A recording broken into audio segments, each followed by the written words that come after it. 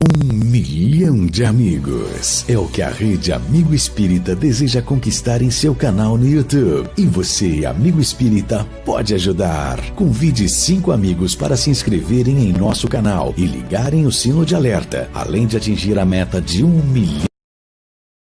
1 milhão de amigos é o que a Rede Amigo Espírita deseja conquistar em seu canal no YouTube. E você, amigo espírita, pode ajudar. Convide 5 amigos para se inscreverem em nosso canal e ligarem o sino de alerta. Além de atingir a meta de 1 milhão de amigos, todos serão sempre avisados de novos vídeos e transmissões ao vivo no YouTube. Acesse agora raitv.com.br.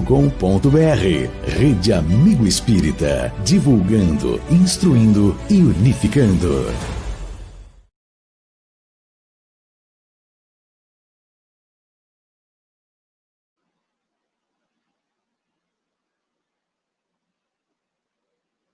Boa noite a todos. Início a nosso terceiro dia na nossa 13ª semana, né, do Espírita do Quinto CRE. Hoje nós vamos ter aqui conosco o Alexandre Moraes Caê, que já está aí também. Aí, antes de qualquer coisa, né, vamos fazer a nossa prece inicial para que a gente possa harmonizar nossos pensamentos, nossas vibrações, para que possamos ter uma transmissão tranquila, em paz e harmonia. Então, que cada um de nós, nesse momento, possa elevar seu pensamento, pensar em Deus, em Jesus, nosso Mestre, para que possamos realizar a nossa tarefa da noite em perfeita harmonia. Que os mensageiros de luz possam envolver a todos aqueles que aqui se encontram. Te pedimos principalmente pelo nosso palestrante da noite de hoje, Alexandre, que ele possa ser bem assessorado em suas palavras com as boas vibrações dos nossos mentores amigos. Que possamos ter momentos de muita luz e esclarecimento para que possamos seguir adiante a nossa caminhada. Agradecidos, em nome de Jesus, em nome de Deus, nosso Pai, que possamos iniciar a nossa Semana Espírita na noite de hoje. Que assim seja. Bom, gente, antes de eu passar para o Alexandre, eu vou dar uns avisos e fazer uns convites logo no início, porque no final o pessoal sai apressado, né? Então, aí, às vezes, não pegam coisas importantes. Então, eu tenho um aviso importante para dar, que amanhã, a nossa palestra de amanhã, ela não será transmitida pelo YouTube, só pelo canal Facebook do Centro Espírita Amor em Jesus. Então, quem quiser assistir, lógico que eu quero que todos assistam, só lá na página do Facebook do Centro Espírita Amor em Jesus que será transmitido, ok? E fazer alguns pedidos, né, gente? Pedir para que vocês curtam, dê os like de vocês nas transmissões, isso é importante para a página da Rede Amigo Espírita, e que vocês se inscrevam nesse canal também, que é um canal que nos serve tanto nós espíritas, então que possamos nos inscrever no canal, se inscrever também no canal do Facebook, do YouTube, do Centro Espírita Amor em Jesus também, lá tem algumas palestras produzidas por nós, feitas pelos trabalhadores do Centro Espírita Amor em Jesus, então que vocês façam isso, que possam acessar. Outra coisa importante que eu não posso deixar de falar, além dessa questão da palestra, né, é a questão de atendimento fraterno que a Federação Espírita do Espírito Santo está realizando e que nós temos, assim, todas as casas que são adesas a federativas participando desse trabalho de atendimento fraterno. Então, todos os dias, das 8 da manhã até as 10 da noite, nós temos um atendente para fazer esse atendimento fraterno, respeitando o sigilo do nome da pessoa, do assunto. É só ela entrar em contato no número 27 33 00 5000.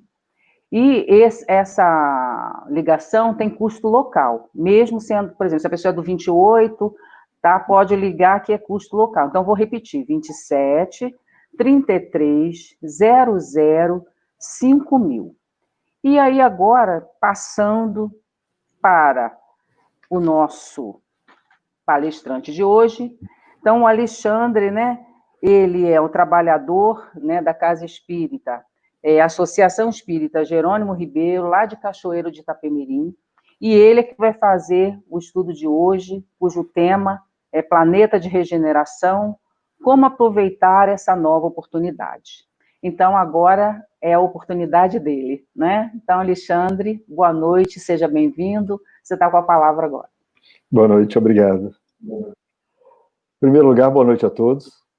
Agradecer a presença de todos. Em plena dia da semana, esse horário está aqui disposto a participar de um estudo com a gente. E como ponto de meditação do nosso tema de hoje, eu trouxe as palavras do próprio Jesus, quando no Evangelho de Mateus, no capítulo 5, versículo 5, ele dizia: Bem-aventurados os mansos, porque herdarão a terra. Nós vamos voltar para uma manhã de sexta-feira. O horário já se avançava. Era um dia que, segundo narram os evangelistas, estava obscuro. Naquela montanha empedrada, vivíamos o momento da crucificação. O Cristo carregava o peso de todas as dores do corpo a dilacerar-lhe o coração.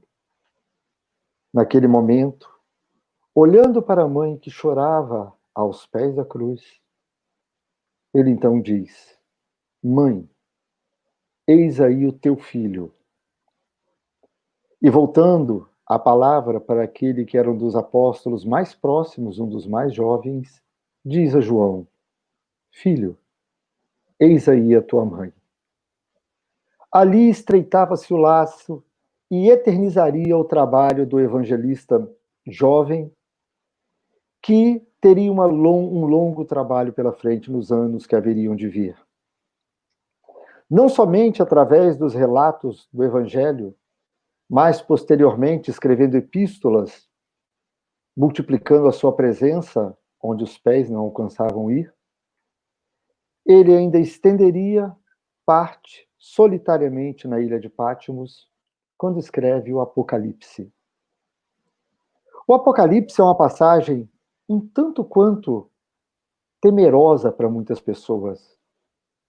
Quando se ouve, tal qual em Nostradamus, uma série de profecias que se fala de perspectivas sombrias no futuro, tantas vezes se torna dolorosa. Quantas vezes lá atrás ouvimos falar: a 2000 chegará, de 2000 não passará? Ou a contagem regressiva para a chegada do ano de 2012, tido como o ano do fim do mundo? Inúmeras perspectivas negativas nos cercavam. João, quando traçou as palavras a respeito do Apocalipse, não era somente uma revelação, não era somente algo que recebera, mas aquilo é capaz de nos permitir compreender nos dias de hoje o quão profunda era a sua compreensão da justiça divina. Quando ele descreve um cenário de extrema dor, de extrema dificuldade no futuro, na verdade, ele traz a consciência das circunstâncias de que a justiça divina se utiliza para amparar, pela sua misericórdia, todos os filhos. Imaginemos nós que, se fôssemos criar uma espécie de indulto por conta das dificuldades que o mundo passa hoje.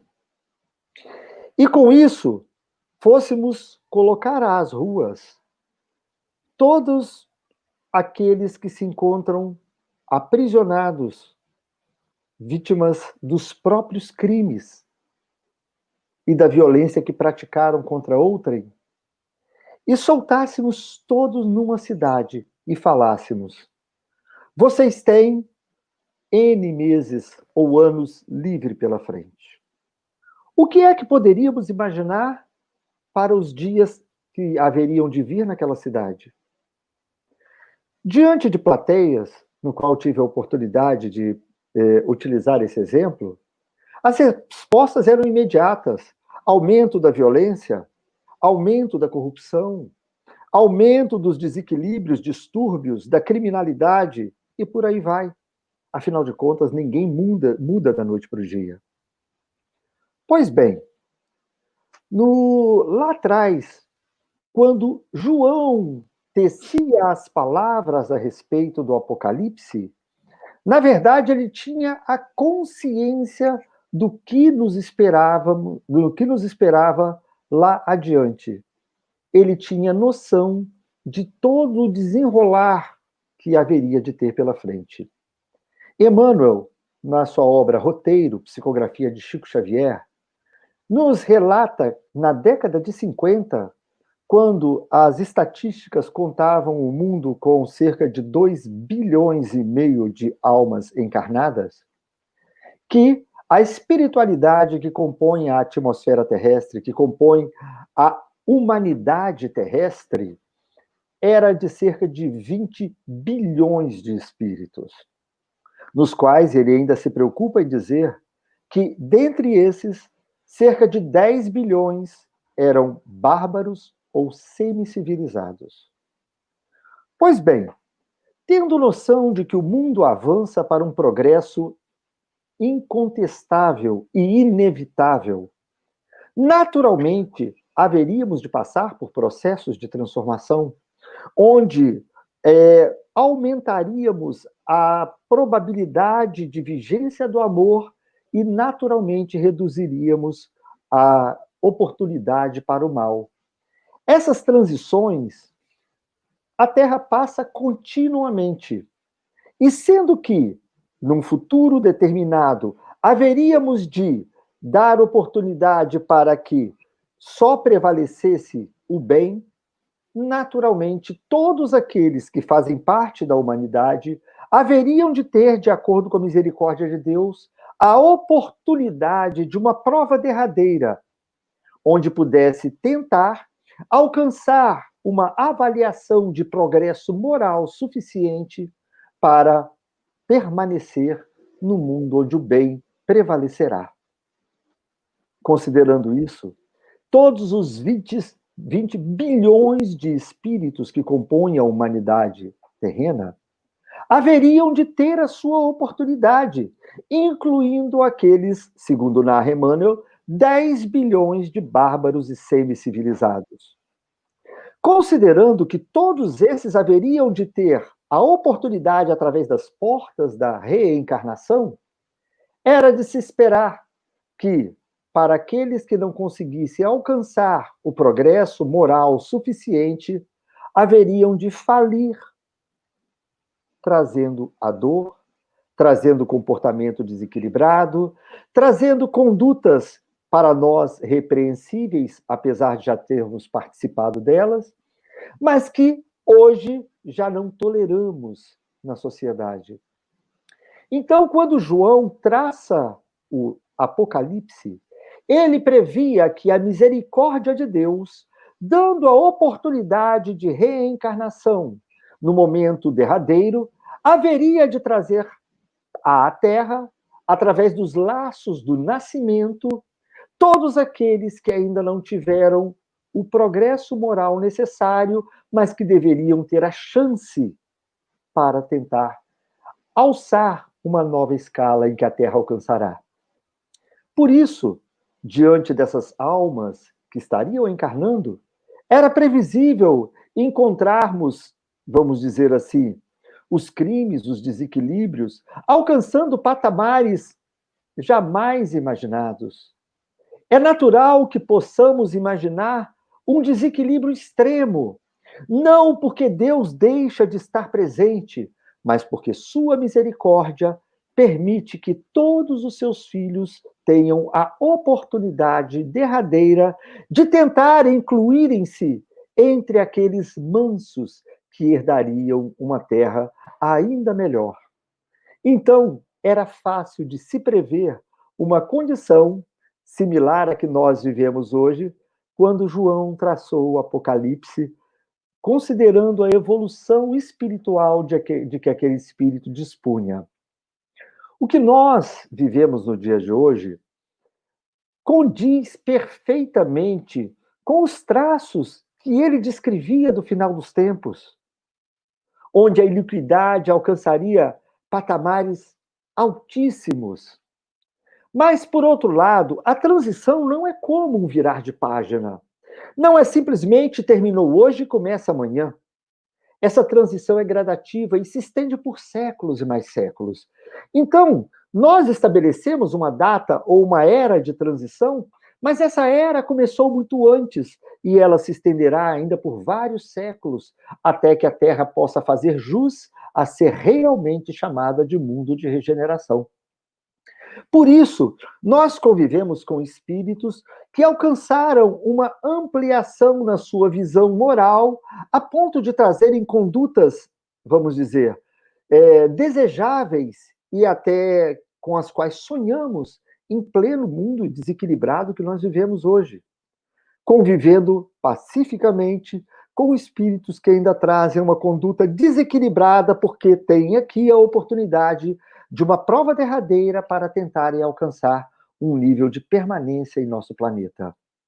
Por isso, nós vamos ver os paradoxos que se tornam naturais numa fase de transição como essa. Vimos há pouco tempo o mundo embrenhando negociações políticas enormes para um desmanche de todo o arsenal nuclear. Mas há pouquíssimo tempo atrás, vemos determinados outros países correndo através do esforço de alcançar a construção de armas nucleares. Nós vemos a força da caridade se multiplicando através das fronteiras, visitando todos os países onde encontramos a fome e a pobreza extrema. Mas, paralelo a isso, vemos agressões completamente insanas, como vimos através dos atentados há pouco tempo das Torres Gêmeas e as coisas absurdas que vimos por parte do Estado Islâmico há algum tempo atrás. Vemos equipes de socorro se mobilizando para salvar pessoas que se encontram aprisionadas em situações de perigo. E, por outro lado, vimos atentados derrubando aviões em detrimento de todos os passageiros que se encontram dentro. Alguns se preocupam em preservar a vida dos animais. E quantas crianças nós vemos também morrendo de fome por falta de braços que as amparem. Vamos ver progressos construídos em todas as áreas, como também na área da saúde, a velocidade que se estão desenvolvendo a vacina para o mal de hoje, a Covid-19. Mas, por outro lado, quantas vezes vemos a corrupção através da máfia das próteses, de transplantes e do desvio de verbas que deveriam ser destinados ao bem-estar do próximo? De um lado, o esforço pela educação, do outro lado, o roubo das verbas das merendas. É um despertar de consciência que vai tomando parte da sociedade, que passa a desenvolver uma preocupação com o próximo, enquanto uma outra parte continua vivendo o instinto que clama por benefícios exclusivamente para uso próprio ou dos seus.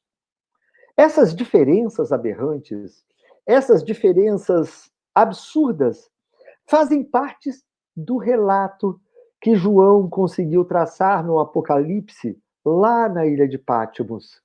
Nós realmente vivemos aquilo que nos parece ser o extremo da degradação. São, sim, os sinais ditos do final dos tempos. Mas, para que possamos deixar de temer esse final dos tempos e enxergar com olhos mais apropriados e mais adequados à realidade condizente com a justiça divina, é necessário que lembremos que o nosso querido planeta trata-se de uma escola para o aprimoramento das almas. E cá estamos, ansiosos de alcançar uma nova série. Se na escola convencional que nós estipulamos para a educação dos nossos filhos, vamos encontrar séries como pré-escolar, o ensino fundamental, o ensino médio, o ensino superior e até mesmo os ensinos de pós-graduação, quer sejam as pós, os mestrados, os doutorados, os pós-doutorados e por aí vai, nós vamos entender que, na nossa fraca forma de compreender e estipular o método, nós criamos uma sequência que envolve estudar, passarmos por avaliações na forma de provas ou testes, que nos garantirão a aprovação para alcançar uma nova graduação, ou a reprovação, dando-nos a necessidade de retornar ao início daquele período letivo para começar a matéria outra vez. Falando-se de evolução espiritual, nós também podemos fazer, segundo Kardec colocou na sua primeira divisão, mas poderiam ser inúmeras quantidades, como que se quisesse, porque na verdade não existem como degraus, mas é como se fosse um degradê, uma rampa contínua de ascensão. Mas Kardec definiu inicialmente como uma divisão em 5, que seriam mundos primitivos, mundos de expiação e prova, no qual a Terra se encaixaria, mundos de regeneração, onde nós almejamos alcançar agora, mundos ditosos e felizes e mundos celestiais ou divinos. Observando de uma forma simplória, nós podemos dizer o seguinte: naqueles mundos primitivos, as almas recém-criadas, recém-alcançadas à forma humana, nós aprendemos o desenvolvimento do instinto, aquilo que já herdamos das nossas características animais, mas desenvolvemos habilidades inerentes à evolução humana. Isso acontece naturalmente, onde brigamos pela caça, onde brigamos por vencer as dificuldades da natureza, onde tentamos nos abrigar em ocas, em malocas, em cavernas, ou em habitações rudimentares. Utilizamos armas toscas, algumas lanças, algumas flechas, tacapes, ou outras formas para bater os animais, e até mesmo para nos defender de outros seres humanos ou outros seres violentos. Quando nós alcançamos o patamar chamado de expiação e prova, o patamar que a Terra começou alguns milênios atrás, ali, suplantando a fase da inteligência, dos instintos, começamos a entrar na fase do desenvolvimento da inteligência. E é inegável, se nós estudarmos a história humana, o quanto evoluímos nos últimos milênios e nos últimos séculos. A inteligência deu saltos em progressão geométrica, mesmo que a nossa evolução moral andasse em progressão aritmética, em passos muito mais lentos. Alcançamos conhecimentos jamais imaginados uma década antes. Alcançamos graus de conforto que não conceberíamos que fôssemos capazes de presenciar ainda nessa vida. Conseguimos tornar o mundo uma grande aldeia global. Nós passamos a juntar todos os lados através da comunicação, dos meios de transporte, e alcançamos recursos que trazem benefícios e conforto dentro dos nossos lares, que até poucos anos atrás, até na minha infância, pareciam simplesmente coisas de ficção. Tudo bem, o instinto é perfeitamente compatível com a inteligência. E o ser humano, quando pôde potencializar os seus instintos com a inteligência que desenvolveu, tornou-se o animal mais agressivo da natureza, o mais perigoso e o mais violento. Tanto que o homem subjugou todas as outras espécies. Nós colocamos todas num patamar muito abaixo do que nós conseguimos desenvolver. Desenvolvemos armas com extrema tecnologia. Desenvolvemos recursos e ferramentas que, há pouco tempo atrás, nos pareceriam impossíveis. Mas chegando à fase que nos encontramos agora, onde a inteligência alcançou os seus extremos, e claro que há de se desenvolver mais, faz-se necessário, de acordo com a evolução dos seres que aqui vivem, alçarmos ao plano de mundo de regeneração.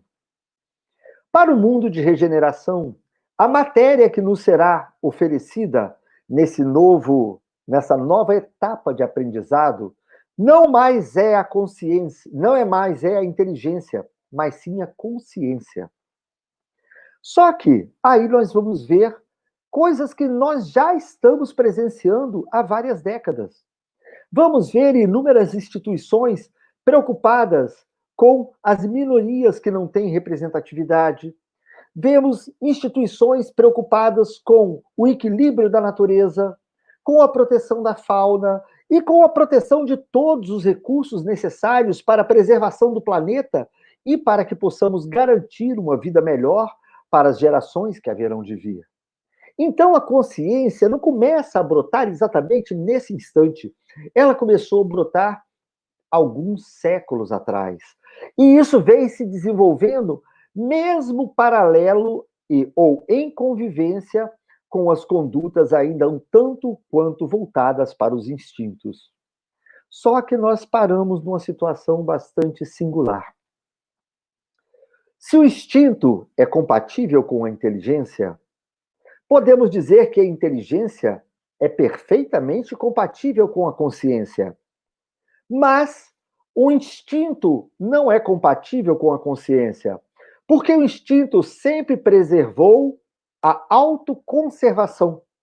É o preocupar-nos conosco mesmo, é proteger a nossa própria vida. Isso era necessário nos primórdios da humanidade. Mas agora, quando chegamos no patamar da consciência, faz-se necessário começarmos a nos preocupar não mais exclusivamente conosco, mas começarmos a nos preocupar com o próximo. A consciência clama que deixemos de olhar exclusivamente para o nosso umbigo, para passarmos a olhar também para o todo. Se ali atrás, no século XIX, na virada do século XVIII para o século XIX, Adam Smith criaria as bases do capitalismo moderno, do ganhar e mais ganhar e mais ganhar, já no século XX, vamos encontrar o ilustre matemático John Nash, que foi agraciado com o Prêmio Nobel pela sua teoria dos jogos, no qual dizia que as melhores negociações não são quando se pensa exclusivamente no nosso interesse, mas no interesse do todo, onde, no conjunto, o lucro que abraçará todo o grupo será muito maior do que aquele gerado para um só. Ou seja, mesmo na matemática, vamos encontrar uma tendência para o pensamento na comunidade. E é aqui que começam a valer extremamente com maior peso as solicitações que Jesus nos deixou há 2000 anos atrás, quando ele disse: fazei ao próximo o que gostaria que fosse feito a vós mesmos. Amar ao próximo como a ti mesmo. Aí toda a lei e os profetas, juntando, é claro, com amar a Deus sobre todas as coisas. Então, nós estamos aqui diante de um momento de transição, onde faz-se necessário a implantação definitiva das propostas de luz que Jesus lançou na cartilha da vida, quando nos legou há 2000 anos atrás o Evangelho. Pois bem, hoje a doutrina espírita nos permite uma visão quase que numa forma de mapa da realidade que temos à nossa frente. Nos permite compreender aqueles dizeres que mencionavam: há muitas moradas na casa do meu pai, compreendendo a dimensão do universo e a multiplicidade dos mundos, e entendendo que nessa fase de transição, na qual a Terra encontra-se imersa nos dias de hoje, onde visamos extirpar as condutas instintivas e egoísticas de nossas vidas para a implantação da era da consciência, faz-se necessário começar-se a filtrar aqueles que realmente têm condições de modificar as suas atitudes, aqueles que conseguiram, no passar desses 2000 anos e muito mais que já estava lá para trás, construir bases de conduta moral suficientes para que possam ajustar os passos que vão dar, os exemplos que haverão de passar a uma nova realidade no qual o mundo clama que seja implantada para a humanidade, que haverá de herdar a terra que nós tantos amamos. Nesse mundo, não quer dizer que não existirá a presença do mal. Mas hoje, nós vemos uma conduta completamente desequilibrada do ser humano. Há 3 anos atrás, em 2017, aqui no Espírito Santo, nós passamos pela greve da Polícia Militar e nós vimos, quando a população encontrava-se desprovida da segurança pública, o povo se transmutar em verdadeiros criminosos, arrombando lojas, apoiando-se no comportamento coletivo e mostrando que ainda trazem, em grande parte, uma conduta que só não é repreensível pelo medo de julgamento da sociedade, mas quando não existem olhos para vigiar, ainda somos capazes de adentrar as fileiras da criminalidade com muita avidez. Então, esse tipo de conduta não há de sumir da noite para o dia. Mas aqueles que carregam consigo a consciência de que necessitam alcançar um respeito perante a sociedade, que precisam adequar-se a um convívio recíproco com as pessoas que o cercam, onde um mínimo de respeito é necessário, são os que haverão de ter a oportunidade. Manuel Filomeno de Miranda, no seu livro Transição Planetária, psicografia de Divaldo Pereira Franco, ele aborda de uma forma muito intensa essa fase de transição, mostrando-nos características que já eram de se esperar. Como o vai e vem das almas nessa necessidade de reencarnação de mais de 20 bilhões de espíritos por algumas vezes para tentar alcançar essa avaliação que possa lhe dar a aprovação, é natural que alcançássemos e tivéssemos a necessidade de cataclismas ou de acidentes que ceifassem, de acordo com necessidades coletivas, a vida de vários grupos que aqui estivessem encarnados.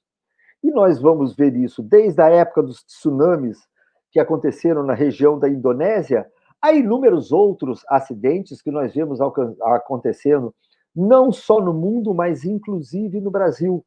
E podemos encaixar também a pandemia de Covid-19 dentre essas provações necessárias para a adequação. Uma fase de transição. Pois bem, estamos então trabalhando para a reconstrução de um novo mundo.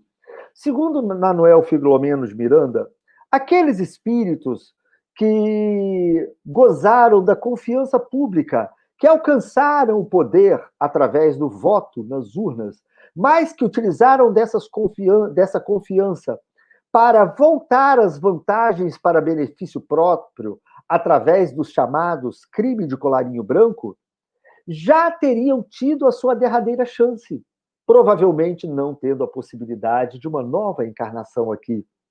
Isso mostra o quanto esse processo começa a filtrar. Almas que carregam consigo uma tendência de moralismo extremamente inferior dificilmente vão ter a oportunidade de por aqui permanecer por muito tempo mais. E na ausência daqueles que cometem os crimes mais dolorosos, naturalmente, aqueles que cometem, vamos dizer assim, erros menores, passam à condição dos mais atrasados da sociedade, daqueles que passam a estar na prateleira de baixo, que ainda não conseguiram vencer as vicissitudes interiores para subir não por causa de um posicionamento social, não por causa de um posicionamento moral, mas por causa de um progresso interno, num progresso individual que permite alterar o padrão vibratório, nos dando a oportunidade de alcançarmos horizontes superiores, horizontes mais elevados.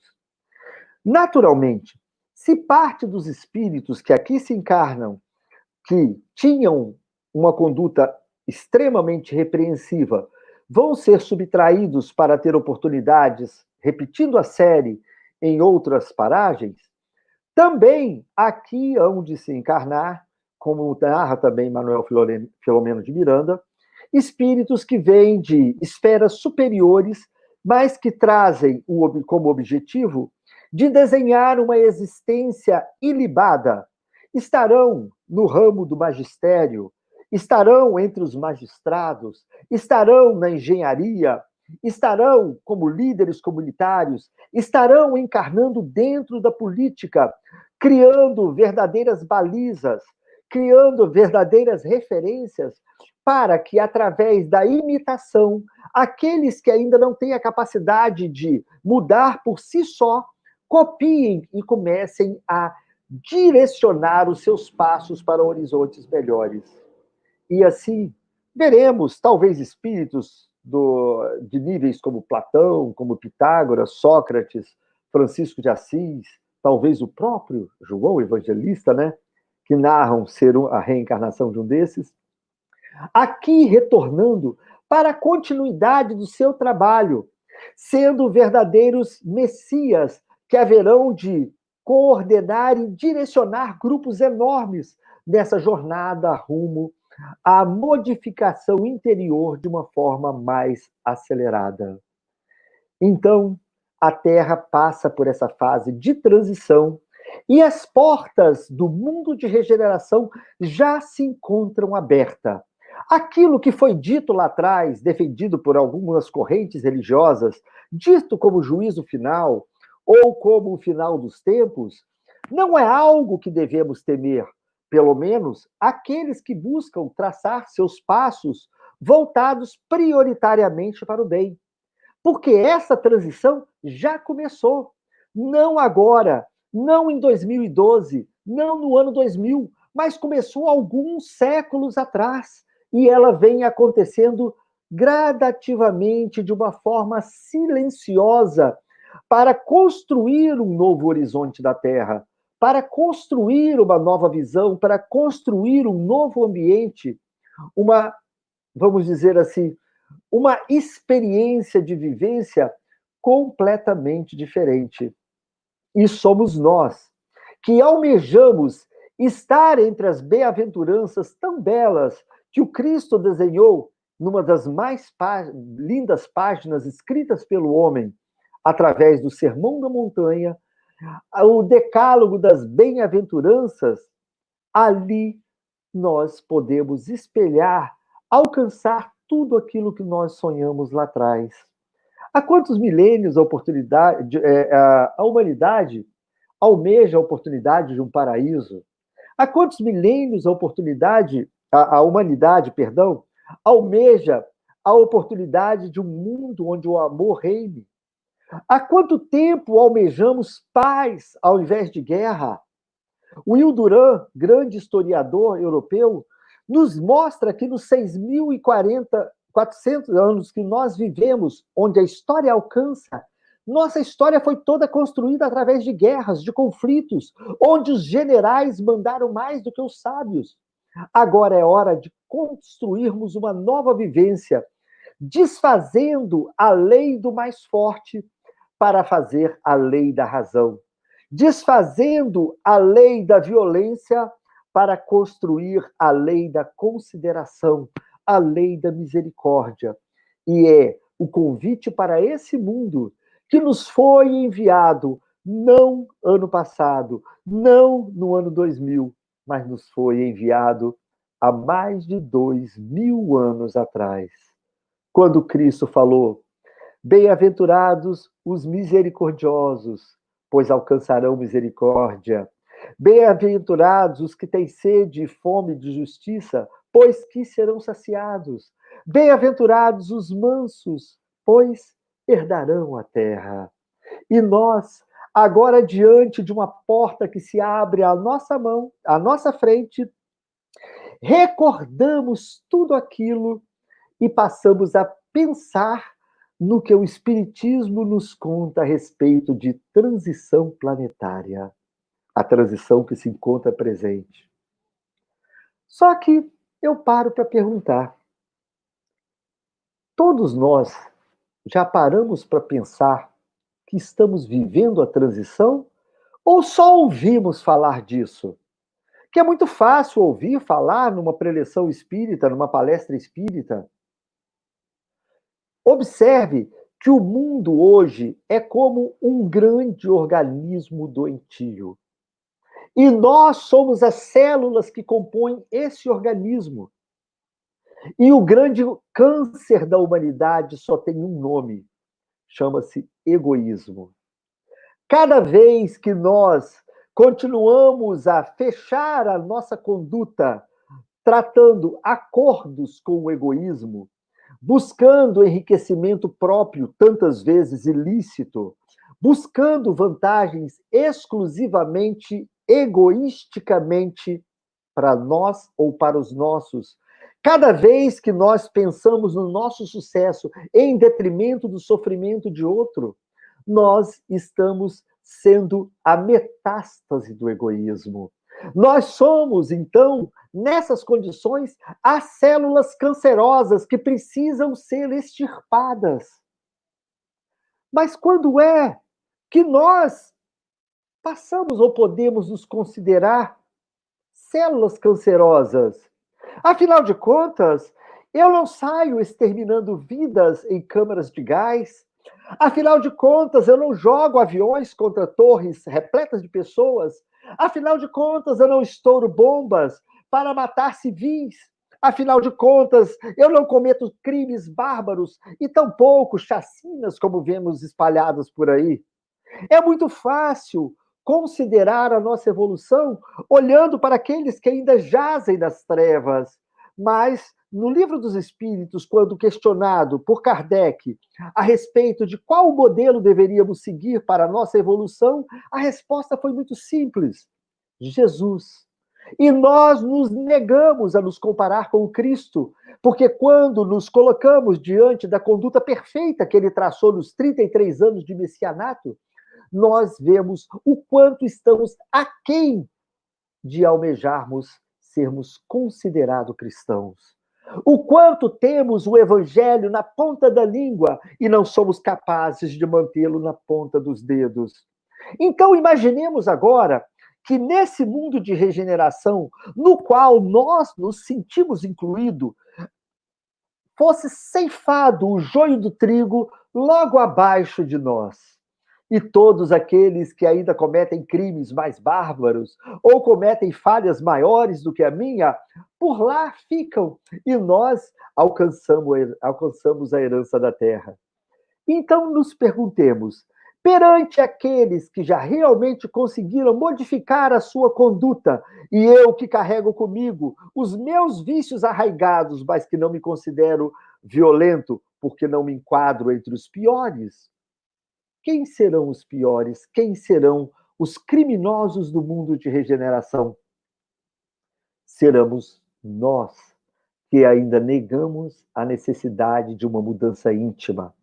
Seremos nós que procuramos, como agulha num palheiro, ou às vezes sob a lente de uma lupa, a falha do nosso irmão, a falta do nosso vizinho, a conduta do filho do nosso companheiro ou da nossa companheira, a conduta de parentes que nós, às vezes, não temos maior afinidade, para apontar o dedo.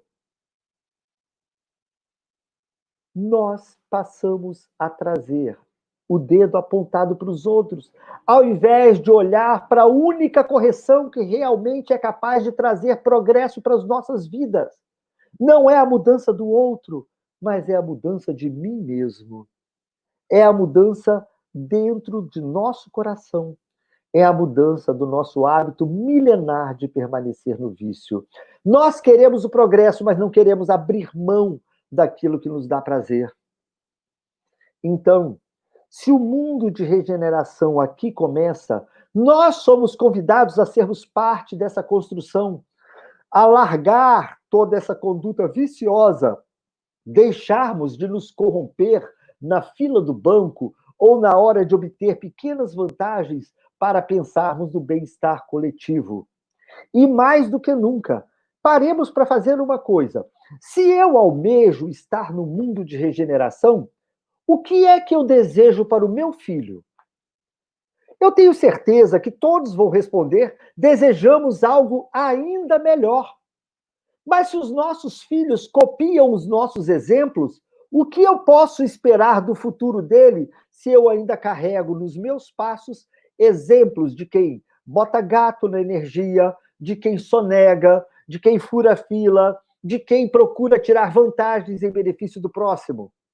De quem tenta ensinar os filhos a não ficar para trás perto dos coleguinhas, a não dar uma de bobo, porque, afinal de contas, quem age no bem é bobo. Então, o que é que nós estamos ensinando para as nossas crias? Estamos ensinando, dando bases para alcançar um mundo de regeneração, ou estamos ainda os envenenando com o nosso vício do egoísmo, com o nosso vício da inveja, com o nosso vício do mal-querer? É esse futuro que nós queremos para eles? Se nós queremos um futuro melhor e não somos capazes de mudar a nossa vida pensando em nós mesmos, aprendamos que precisamos mudar, nem que seja para que possamos ser os professores dos nossos filhos. Se o Cristo, há 2000 anos, tivesse vindo aqui e traçado palestras magníficas a respeito da lei de Deus, tenha certeza que o cristianismo não duraria um século. Se perdura além de 2000 anos, é porque, muito mais do que falar das leis de Deus, ele viveu passo após passo, dia após dia, o exemplo da lei de Deus. E não foi num mundo como o de hoje, não. Foi num mundo onde a barbárie era basicamente o padrão, onde não existiam leis adequadas ou cujas leis daquele tempo nós condenamos hoje. Gente, muitos estão simplesmente esperando pela vida de um juízo final, mas ele já está acontecendo há alguns séculos. Não é esperar a volta simplesmente do Cristo para que possa me dar a possibilidade de alcançar. O Cristo deve a cada dia voltar através das nossas mãos, deve voltar através dos nossos exemplos. Por quê? Vamos recordar as palavras do próprio Francisco de Assis. Vá e pregue o Evangelho. Vá e divulgue o Evangelho. Mas o Evangelho foi feito para que nós o levemos adiante. Quando ele então complementa: divulgue o Evangelho. Se preciso, use até palavras, porque o Evangelho não foi feito para ser pregado, ele foi feito para ser vivido. Ele é a memória da vida do Cristo. E nós, como candidatos a apóstolos de Jesus, devemos considerar que deveríamos implantar o Evangelho em nossas vidas através dos nossos exemplos. E é para isso que nós estamos aqui, como trabalhadores da última hora, e que devemos valorizar a oportunidade de um mundo que abre as portas para maior igualdade, para consideração para com todas as pessoas, independente de classes sociais, de cor de pele ou de grau de conhecimento, onde o Evangelho há de ser vivido em sua plenitude, dando oportunidades iguais a quaisquer que sejam, e tendo respeito pela natureza que há de construir um mundo onde o bem-estar, o clima e tudo, os animais, haverão de cooperar com a harmonia que nós precisamos fazer. Pois bem, é hora. Se nós queremos essa bendita oportunidade de fazermos parte e gozar as bem-aventuranças propostas no Sermão da Montanha, é a hora de nós começarmos a formatar um homem novo dentro de nós, de trocar o nosso sistema operacional de egoísta para consideração, para consciência. O Cristo nos ofereceu isso como exemplo, nos dando a possibilidade de herdarmos esse mundo desde que façamos parte daqueles que praticam a mansitude, de que praticam a justiça, de que praticam o amor para com os nossos próximos. Então, quando é que nós nos achamos injustiçados quando cobrados? Nós geralmente não vemos que cada vez que nós fechamos a porta para qualquer pequenino, como o próprio Cristo disse, é a mim que o faz. E nós fechamos as portas para o Cristo todos os dias, em todas as esquinas, em todas as horas, dentro de nossas casas, no nosso ambiente de trabalho, onde quer que nós estejamos passando. É hora de nós mudarmos e pensarmos se nós realmente queremos fazer parte de um mundo novo, onde as bem-aventuranças haverão de ser o padrão de nossas vidas. Temos que nos perguntar: o que o Cristo faria se estivesse no meu lugar? Diante das dúvidas do dia a dia, o que o Cristo faria se tivesse que tomar as mesmas decisões? Ouçamos nossa consciência, porque se nós ouvirmos, lá está escrita a lei de Deus, e lá nós teremos a resposta condizente com aquilo que é a proposta do Cristo. Tentemos, nos momentos que nós paramos para refletir à noite, quando lembramos de fazer uma oração, de voltar o nosso pensamento a Jesus e tratar com sinceridade das nossas dificuldades. Se eu pudesse, Jesus, eu queria estar contigo para ser a esperança realizada de quem vai para o mundo de estrada a estrada entre a necessidade e o desabrigo. Desejava seguir-te humildemente, sem méritos embora, para erguer-me em consolo de quem chora, mostrando o coração aflito e doente. Eu queria acompanhar-te nos recintos onde a dor leciona e aperfeiçoa, a fim de ser o conforto junto dela, e manejando a frase terna e boa, afirmar como a vida é grande e bela. Se eu pudesse, Senhor, conversaria com todas as crianças para dizer que não te cansas de criar alegrias. E seria feliz ao converter-me em modesto recado, informando Jesus a todos os velhinhos que eles nunca estão sozinhos porque segues conosco, lado a lado. Se eu dispusesse de recurso, queria ser a vela pequenina acesa no clarão das levas, de modo a socorrer aqueles que jazem nas trevas, fugindo sem razão da bondade divina. Entretanto, Senhor, eu sei das deficiências que carrego. Venho a ti como estou. Por isso mesmo rogo, não me deixe sós por onde vou. Se eu não posso, Jesus, ser bondade, socorro, paz e luz, toma-me o coração e, perdoando a minha imperfeição, esquece tudo que meu sonho almeja. Ensina-me, Senhor, com teu imenso amor, o que queres que eu seja. Muito obrigado a todos. Obrigado pela atenção, pela linda prece de Maria Dolores. Obrigado pela oportunidade. Boa noite.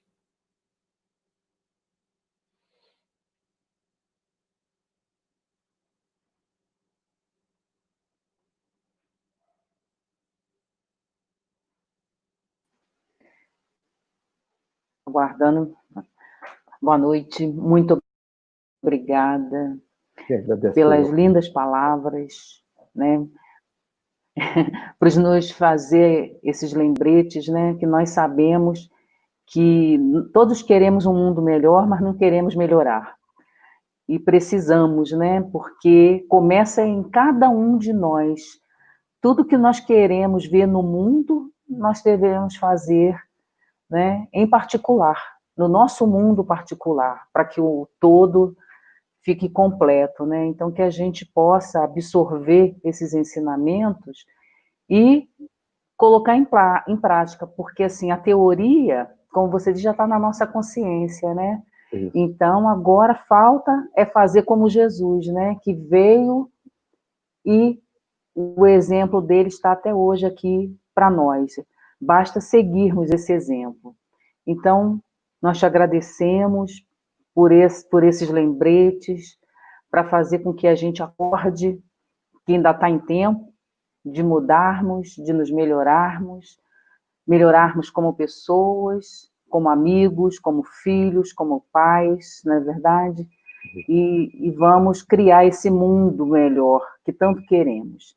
Então, eu vou fazer a nossa prece, mas antes, gente, lembrando, né, que assim que eu terminar a prece, eu preciso ainda fazer retornar aquele lembrete para o pessoal e dizer quem vai falar amanhã, tudo direitinho, mas para não quebrar o clima, vamos fazer a nossa oração de uma vez, né? Nossos pensamentos, rogando ao Pai por todos aqueles que estão em sofrimento, que os mensageiros de luz possam, nesse momento, estar em todos os hospitais, levando a todos aqueles que se encontram em seus leitos, sejam em hospitais conhecidos, nossos amigos, que todos nesse momento recebam de nós as nossas vibrações de amor. Envolve, Senhor, todo o planeta com essas vibrações que sentimos, vibração de seguir adiante, seguindo o exemplo do nosso Mestre Jesus. Envolve-nos, Senhor, com a tua paz e nos dá a certeza de que estaremos sempre te seguindo. E assim, em nome do Mestre Jesus, em nome de Maria, nossa Mãe Celestial, e em nome de Deus, que possamos encerrar mais uma noite de estudos gratificantes da nossa 13ª Semana Espírita. Que assim seja. Bom, o lembrete, né, que amanhã a nossa reunião, né, a nossa 13ª Semana Espírita, só vai acontecer no canal do Centro Espírita Amor em Jesus, no Facebook. Será com a doutora Ana Catarina Loureiro, da AME, aqui do Espírito Santo, e ela vai falar sobre depressão, suicídio e loucura, tá? Então, é um tema, assim, maravilhoso, então não deixem de estar conosco amanhã, a partir das 19h30. Tenham todos uma boa noite. Obrigada mais uma vez, Alexandre, e a todos que aqui estiveram conosco até agora. Uma boa noite a todos. Boa noite.